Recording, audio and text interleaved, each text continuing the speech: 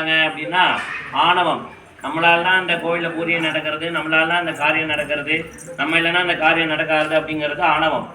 அதே மாதிரி பார்த்தீங்கன்னா கண்மம், ஆசைப்படக்கூடாததுக்கு ஆசைப்படுறது.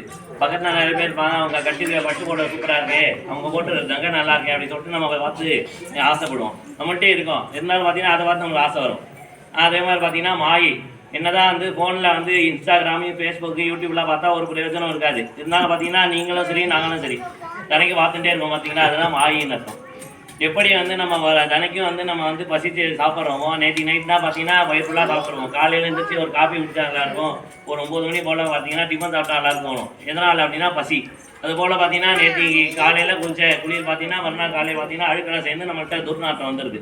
அதுபோல் பார்த்தீங்கன்னா இந்த ஆணவம் கண்மம் ஆகி வந்து நம்ம வந்து போன வருஷம் வந்து முருகப்பெருமான் தரிசனம் பண்ணி நம்ம வந்து அதை போக்குனாலும் திருப்பி வந்துட்டே இருக்கு. எப்படி வந்து மழை நீர் தேங்கினா எப்படி பாசி பிடிச்சி அதில் வந்து பாசி படிஞ்சா நம்ம அந்த இடத்துல போகிறதுக்கு கொஞ்சம் யோசிப்போம்.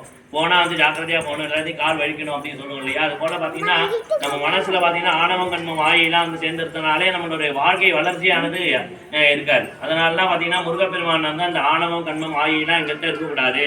அந்த மலத்திரயங்கள்லாம் மூன்றும் வந்து நீங்கி 16 விதமான செல்வங்களை கொடுக்கக்கூடிய பெருமான் முருகப்பெருமான். அதனால அந்த அருணகிரிநாதர் வந்து திருப்புழ பாடும்போது பார்த்தீங்கன்னா இஹ பர சௌபாகியம் அருள்வாய அப்படின்னு.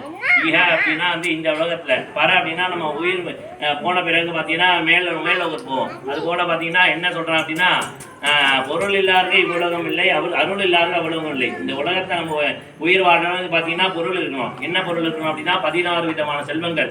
கலையாத கல்வியில் ஆரம்பித்து பார்த்தீங்கன்னா ஒரு துன்பம் இல்லாத வாழும் வரைக்கும் பார்த்தீங்கன்னா 16 விதமான செல்வங்கள்.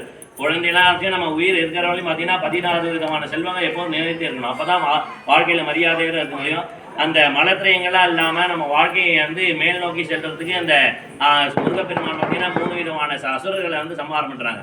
அந்த சம்ஹாரம் பண்ணக்கூடிய நாட்கள் தான் பார்த்தீங்கன்னா அந்த கந்த சஷ்டி 6 நாட்கள். அந்த 6 நாட்களில் பார்த்தீங்கன்னா விரதம் இருந்து இந்த மாதிரி ஆணவம் கண்மம் ஆயெல்லாம் போக்கிண்டு 16 விதமான செல்வங்களை கொடுக்குற முருகப்பெருமான் அப்படின்னு நம்ம சொல்லலை, அருணகிரிநாதர் சொல்கிறார்.